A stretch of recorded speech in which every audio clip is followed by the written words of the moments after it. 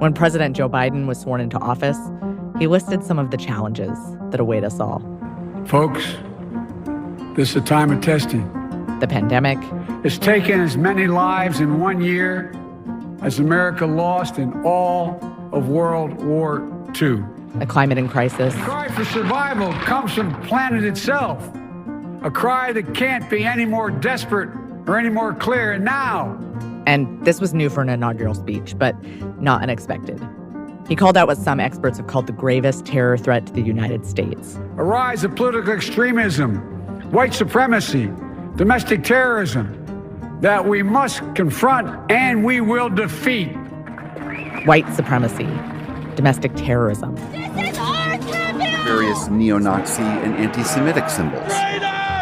He was obviously referencing the insurrection attempt at the Capitol on January 6th, an attack meant to overturn Biden's election and stop democracy in its tracks. Donald Trump! That's right. They're all crooked. Do not let them normalize pedophilia. The siege on our Capitol was shocking and unprecedented. So shocking that it even caught the Capitol Police completely off guard. But there was one woman on the Hill that day who wasn't surprised at all. Okay, Barbara Lee, 13th Congressional District of California. Lee is a Democrat. She's in her 12th term, so she's seen a few things. For example, she was on the Hill on 9/11, too, when police evacuated the Capitol for fear that the next plane might be headed that way. And I had on high-heel shoes.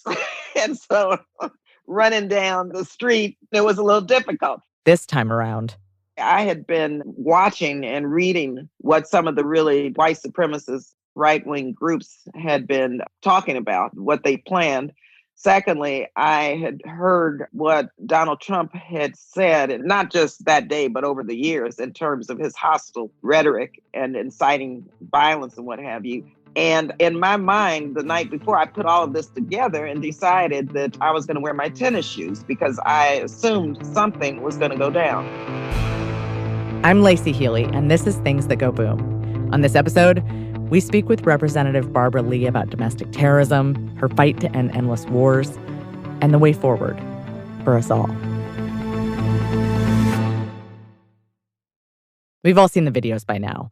Lawmakers wearing those whirring see-through gas masks before being rushed out of the House chamber. Yes, I was in the chamber on the floor. I was sitting right there when pandemonium occurred. Lee knew from experience to keep her cool. Once, on a congressional tour to the Middle East, she came close to stepping on a cluster bomb. It exploded right after she passed. We're actually looking at video right now of these anarchists and these people who were involved in this insurrection. They broke the glass in the United States Capitol, and now they are climbing through the window. I looked at my phone and saw that the Cannon building had been overtaken. And some other people were texting me saying it looks like this mob had gotten into the Capitol.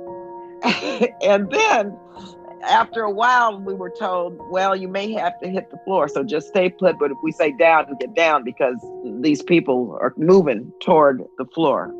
We now know that some Capitol Police may have aided the mob, but there were also acts of great heroism by the Capitol Police that day, who were really outnumbered.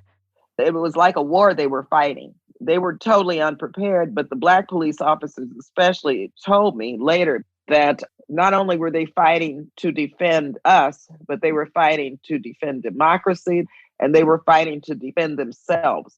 They were called the N-word. They were part of the attacks these white supremacists were after. And so anybody Black, of course, in their line of fire, they went after. And so they told me it was like combat for a couple of hours against white supremacists who were trying to kill them. Are we, in the U.S., are we taking the threat of domestic terrorism or the threat of white nationalism seriously enough? No, we never have. And this goes back early on. I mean, African Americans do, because we've been the targets of domestic terrorism for 401 years since we were brought here as enslaved individuals. That Sunday in 1963, a bomb planted by a white supremacist ripped through the Baptist church. 4 little girls, all under the age of 15, were killed. Domestic terrorism is nothing new for us, but it's never been seen as a priority to deal with. A white nationalist rally that descended into deadly violence and chaos. A car plowing into a crowd of demonstrators protesting against those white nationalists. Damage inflicted by a lone gunman inside a Charleston church. 9 people were killed. He spent a full hour mingling with parishioners before he stood up, declared he was there to kill black people, and opened fire. I copy several victims during that active shooter. And so we have tried to make it a priority comparable to the threats faced by international adversaries and terrorists. And for the most part, the powers that be have looked the other way. And hopefully now they will see what we've known as African Americans for hundreds of years, that domestic terrorism is real, white supremacy is real, and we need to deal with it just as we would deal with international terrorism. The Department of Homeland Security's 2020 threat assessment stated that white supremacist extremists would remain the most persistent and lethal threat in the United States in the coming years. It also noted that since 2018, white supremacists have been responsible for half of all lethal terrorist attacks inside America, resulting in the majority of deaths, 39 people in total. Given the ways anti-Muslim, anti-Arab, and anti-immigrant sentiments have pervaded our conversations about terrorism in the United States, those statistics might surprise you. But the reality is, when it comes to terrorism inside America, white nationalists are our greatest threat. As one of his first acts as president, Biden ordered a broad review of violent domestic extremism. But this problem is so deeply rooted, it won't be easy to move forward. And how do we begin to make that move when some of this is still either encouraged, supported, or even led by some of our elected officials? Well, going back to the House of Representatives, if they are found to have aided and abetted as co-conspirators for this attempted coup, they need to be prosecuted. They need to be held accountable. But it's deeper than that. It's their representatives of this movement who are in the chambers now, some with guns. So this movement has developed over the years, which is very concerning because in many ways, it's a cult-like brainwashing. Lee says in some cases, de-radicalization programs might be able to help.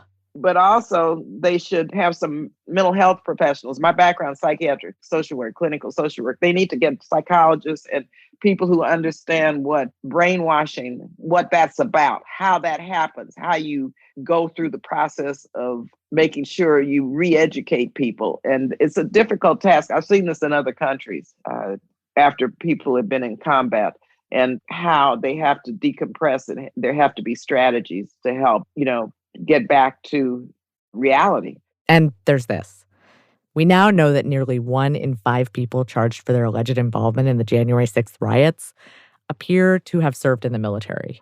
And so now you have people who are former military officers, police officers, who know the tactics and who know what war-like tactics and strategy are about because they've been in combat before in Iraq and Afghanistan. The transition home can be hard for everyone. And some veterans, though far from all, can come back on high alert, desensitized, or both. And so they come back, and for whatever reason, however they get involved, they become part of these white supremacist extremist groups. So it's going to be hard because you have to address the cracking down on them when they commit crimes or insurrection or attempted coups or kill people or injure people.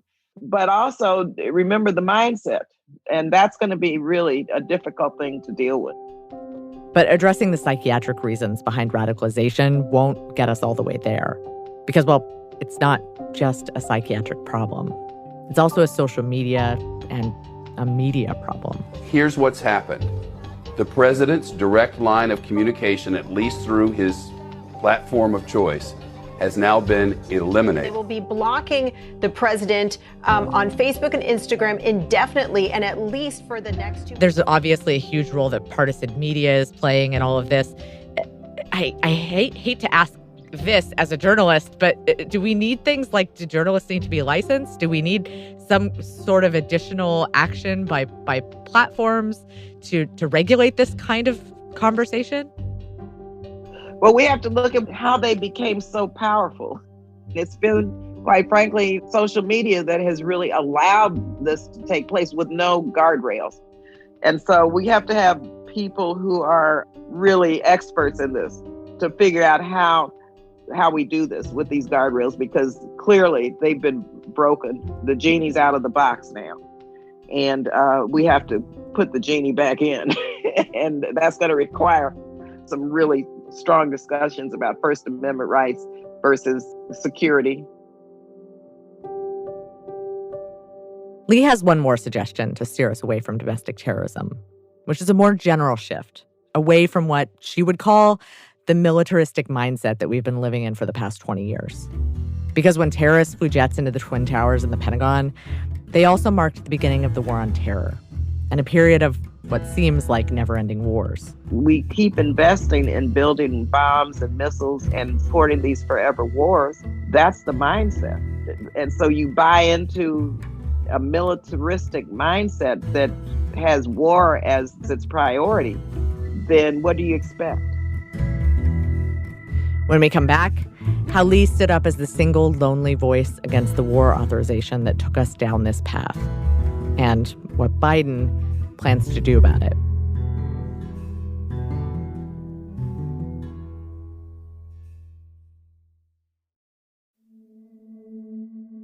If you've heard of Representative Barbara Lee before, it's probably from that time she mentioned earlier, when she learned not to wear high-heeled shoes. A plane has just crashed into the World Trade Center here in New York City. That just exploded. We just saw another plane coming in from the side. And there is smoke pouring out of the Pentagon.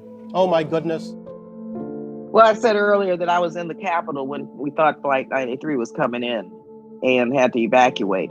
And so for me, it was a very harrowing moment, like none other. And my chief of staff, actually, his cousin was Wanda Green. She was on Flight 93 as a flight attendant. So the horrific events of 9/11 hit me personally also. The attack was the worst ever on American soil. And President George W. Bush wanted to send a strong message of unity for whatever came next. He had the authority to act by himself in an emergency like this, an actual attack on the United States. But he wanted Congress on his side, since technically the Constitution grants Congress the sole power to declare war. So the White House came up with a joint resolution and sent it over to Capitol Hill, an authorization for the use of military force, or AUMF. And basically an AUMF is the next step down from a formal declaration of total war. The last declaration of war that we issued was in World War II. The wars in Vietnam, the Persian Gulf, Afghanistan, and Iraq, those were all AUMFs. But when I read the resolution, it was overly broad. It was 60 words, and it, in essence, said the president can use force anytime he or she wants to use force, period. Specifically, it says, quote, that the president is authorized to use all necessary and appropriate force against those nations, organizations, or persons he determines planned, authorized, or committed, or aided the terrorist attacks that occurred on September 11th, 2001. And it applies as long as the intent is to prevent future acts of international terrorism against the United States, which seemed like a lot of authority. Even as Lee herself mourned the losses suffered on 9/11, she struggled with this. So I was as sad and as angry and thought we needed to do something, but what I did not know, but I knew one thing, and that was violence begets violence. And I did not want to see us become, quote, the evil that we deplore. So September 14th rolls around, the day of the vote, and Lee makes a snap decision to go to the memorial service being held at the National Cathedral. I finally decided to go at the last minute. I was with Elijah Cummings in the cloakroom, our beloved Elijah. And I said, no, Elijah, I think I'm going to go. And I ran down the steps and got on the bus. I think I was the last person.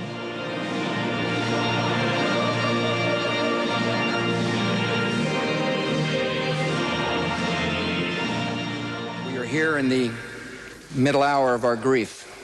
So many have suffered so great a loss. You know, the service was part memorial, but a lot of what some of the speakers put forth at the service really was sort of a warlike message. Our responsibility to history is already clear. to answer these attacks and rid the world of evil. This conflict was begun on the timing and terms of others. It will end in a way and at an hour of our choosing.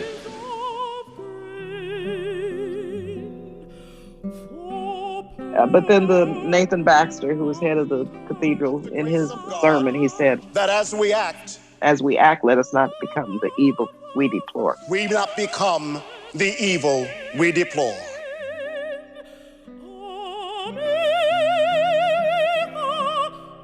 I said, no, I can't do this. So I decided at that moment that I was not going to vote for any authorization that gave any president, Democrat or Republican, the authority to use force in perpetuity. And that was a hard decision. And so I went back to the Capitol and went to the floor and gave my speech. Mr. Speaker, members, I rise today really with a very heavy heart, one that is filled with sorrow for the families and the loved ones who were killed and injured this week. And I voted against it. Some of us must urge the use of restraint. Our country is in a state of mourning. Some of us must say, let's step back for a moment. Let's just pause just for a minute and think through the implications of our actions today so that this does not spiral out of control. She was the only no vote in both chambers. Believe you me, after that, all hell broke loose. Death threats, harassment, people coming after me. Lee's office was inundated with hate mail. She was accused of helping the Taliban, and she had to have a security detail around the clock.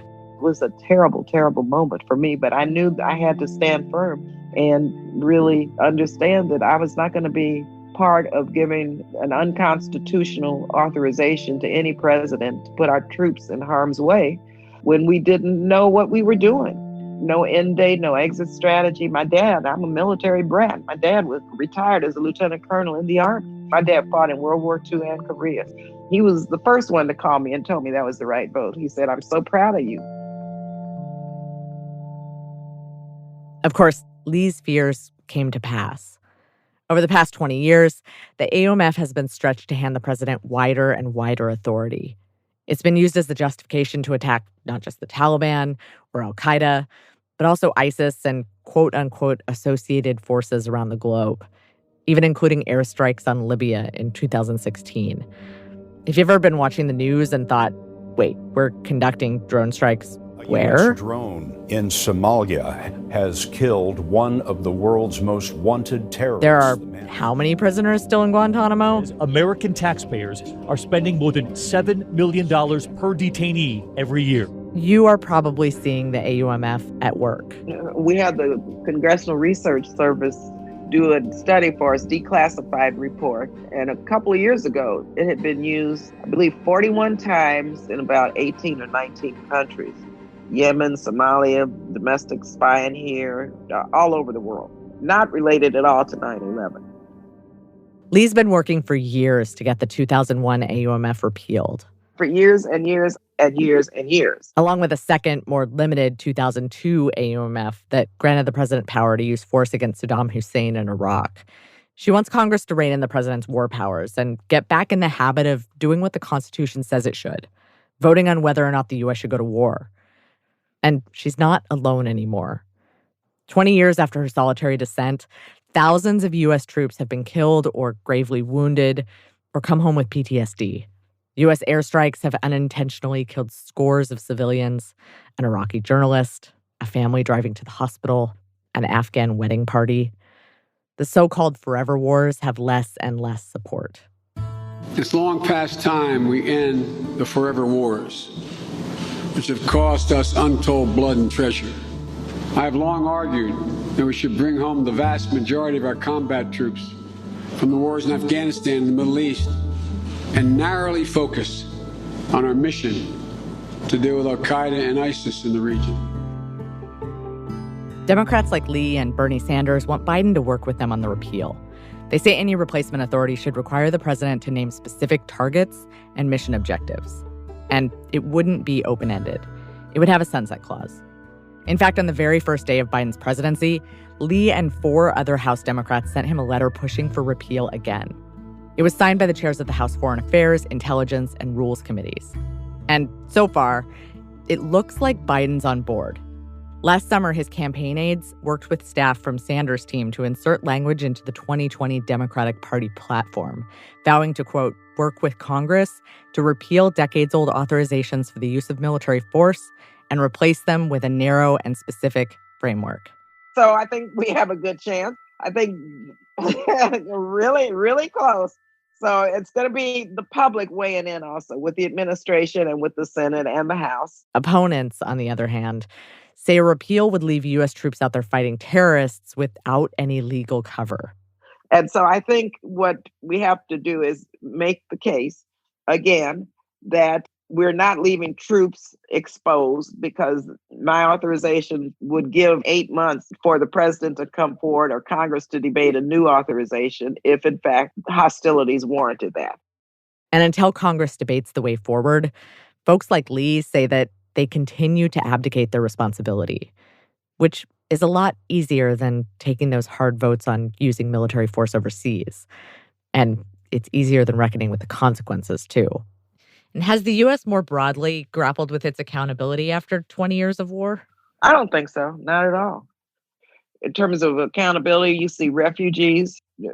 Millions of refugees have been displaced as a result of the military response to what we have done. People have died. In many ways, ISIS did not exist before the United States went into Iraq. And so it's a quagmire. And we've got to really begin to unravel all of the impacts of what has happened as a result of the Iraqi and Afghanistan wars. I mean, I'm not saying we should just abandon these countries because, we've created havoc in many ways. So we have a responsibility to help them, but not get involved in any more civil wars. You might also argue that there are hard lessons we have yet to learn from our response to 9/11 that could inform how we deal with the fallout from January 6th. Recently, President Biden tapped a distinguished veteran of the post-9/11 intelligence and security apparatus, Russ Travers, to serve as his deputy Homeland Security advisor, turning his skills in rooting out foreign terrorists to rooting out domestic terrorists.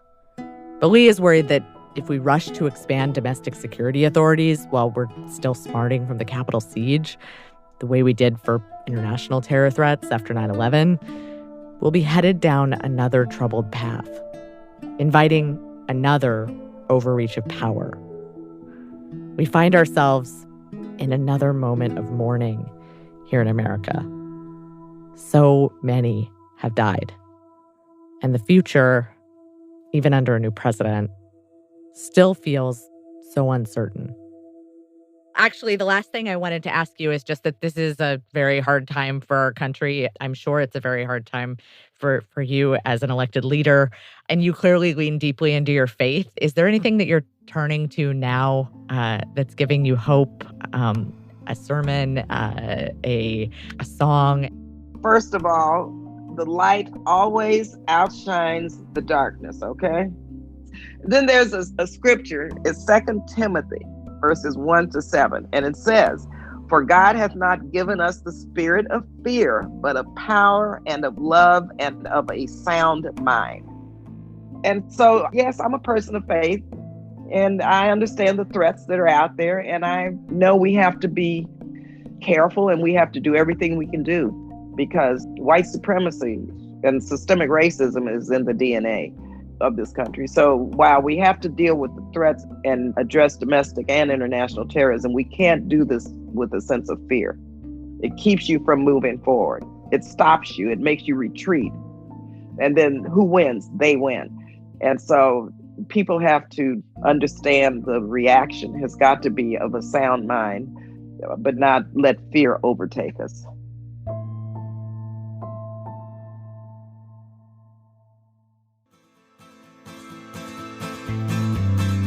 Things That Go Boom is produced by Inkstick Media and distributed by PRX. This episode was produced by Ruth Morris and me. It was edited by John Barth and Layla Ujali. Darian Schulman writes the music for our show, and Robin Wise takes each episode over the finish line. Thank you, as always, to the foundations that make our work possible. The Carnegie Corporation of New York and Plowshares Fund, as well as Inkstick supporters, including the Cologne Foundation, Craig Newmark Foundation, Prospect Hill Foundation, and the Jubitz Family Foundation. And thank you to all of you for supporting our show. We'll see you back here in 2 weeks. If we're to live up to our own time, then victory won't lie in the blade, but in all the bridges we've made. That is the promised glade, the hill we climb if only we dare it, because being American is more than a pride we inherit. It's the past we step into and how we repair it.